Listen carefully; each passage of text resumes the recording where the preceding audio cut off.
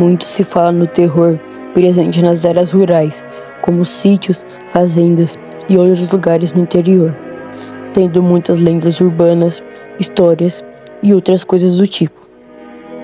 E é macabro, porém, tem coisas que também conseguem dar medo e até mais, como o horror de ter alguém com más intenções atrás de você. Uma fonte que alimenta muito esse medo é a escuridão que há na roça. Isso porque a maioria das casas não tem muita luz. Nas ruas, não há postes ou qualquer outra coisa do tipo.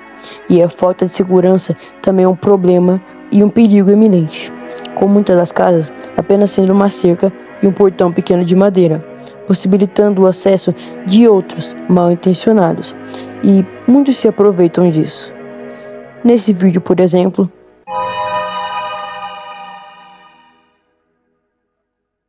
fortalece o meu argumento. Não dá pra ver nada à frente. E olha esse portão. É muito fácil de se passar dele.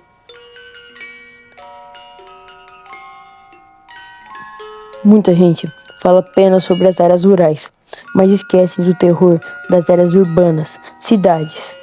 Mas o real problema das cidades é um pouco diferente dos problemas do interior. Ou, em alguns casos, podem ser bem diferentes. E é isso que vamos ressaltar nesse vídeo.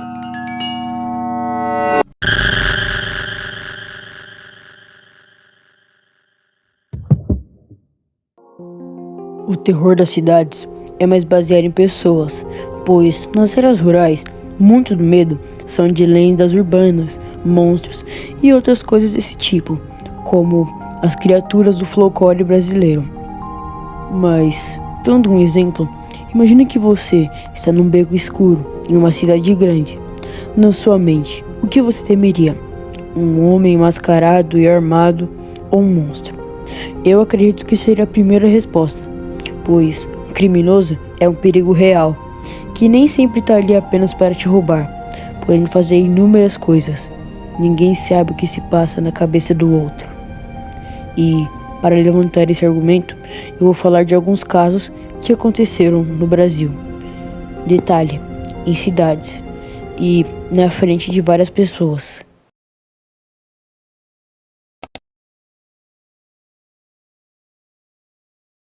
Este é Carlinhos, ou Carlos Ramírez da Costa, que desapareceu em 1973, aos 10 anos de idade.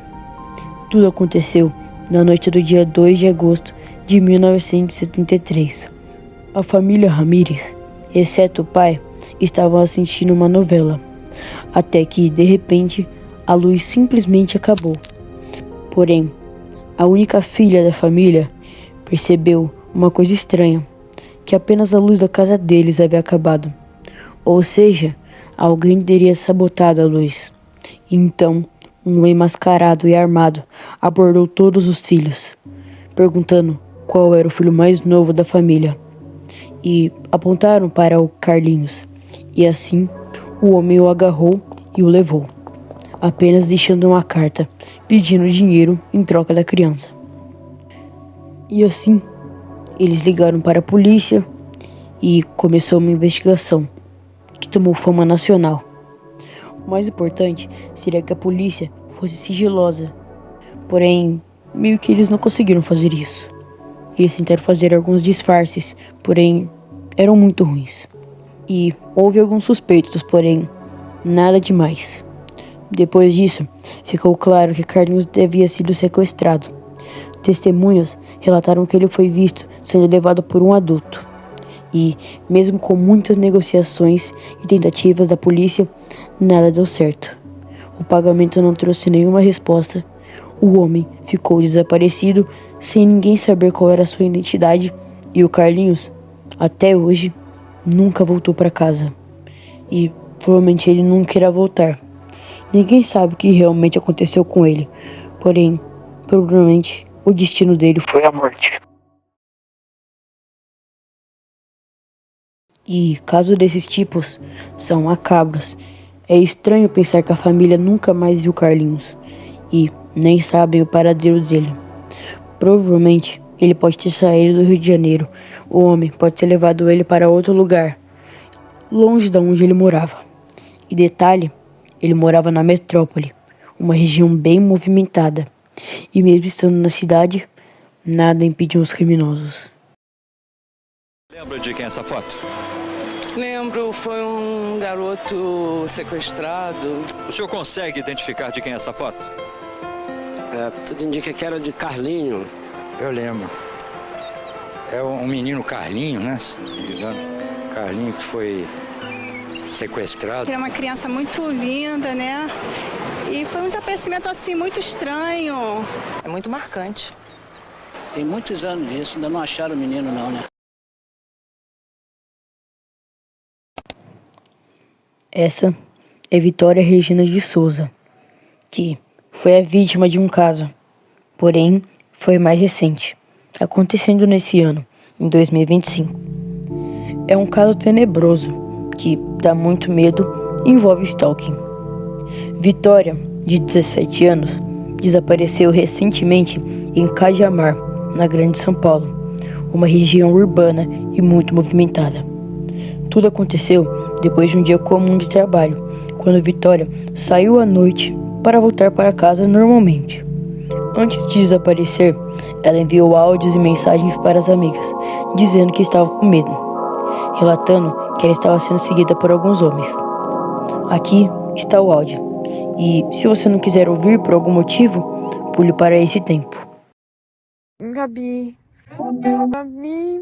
passou uns caras no carro e eles falaram, e aí, vida, aí tá voltando. Ai, meu Deus do céu, eu vou chorar, vou ficar mexendo no celular, vou nem ligar pra eles. Ai, tá tudo certo, eles entraram pra dentro da favela. Saiu até lágrima dos meus olhos agora. Nossa, até me arrepiei. Senhora Maria do Josefa. Segundo as investigações, a jovem já vinha sendo observada e perseguida, um comportamento típico de stalking. Dias se passaram com buscas intensas, mobilização da família e grande repercussão nas redes sociais. Porém, infelizmente, após de cerca de uma semana, o corpo de Vitória foi encontrado em uma área de mata. Morta a facadas. A polícia passou a investigar a possibilidade de que a perseguição obsessiva tenha sido o início de tudo, levantando suspeitos e analisando provas. O caso chocou o Brasil e reacendeu o alerta sobre como o stalking pode evoluir para crimes ainda mais graves. Eu não sei, a sensação de ser observado é estranha e, pior no caso dela, ela pressentiu o perigo, porém já era tarde demais. Por mais que casos assim de stalking são mais comuns nos Estados Unidos,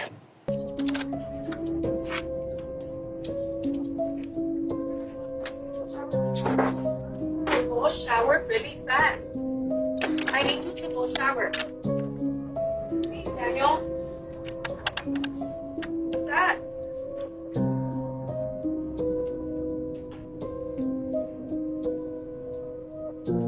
Who is that? Get out of here! Get out of here! todo lugar pode ter casos assim. E, não sei, alguém pode estar te observando agora. Só você não sabe.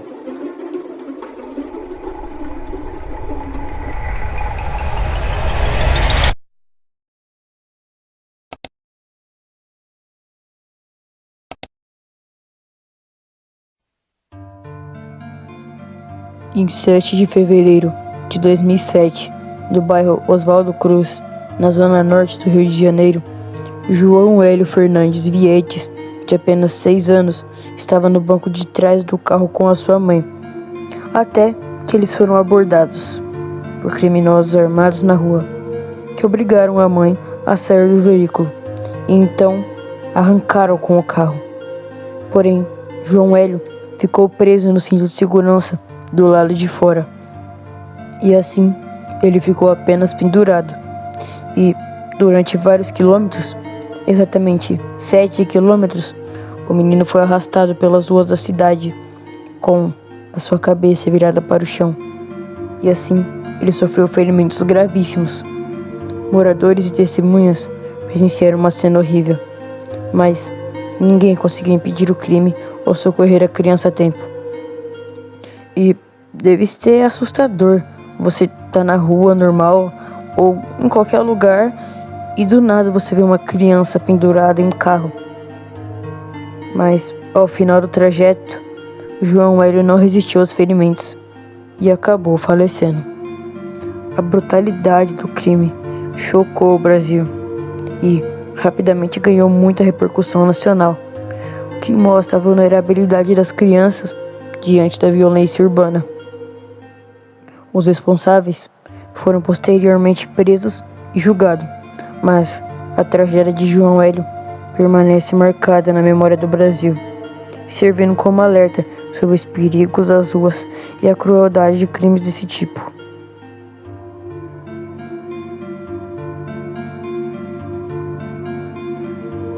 No fim, o medo não está só no interior ou nas lendas antigas.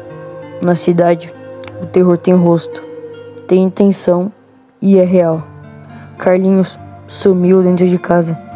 Vitória percebeu que estava sendo seguida, sentiu medo e mesmo assim não conseguiu escapar. João Hélio foi vítima de um crime bárbaro e nem pôde se defender. A verdade é que o perigo não depende só de áreas de mata, estrada escuro ou silêncio. Às vezes, ele anda do seu lado, observa, espera a hora certa.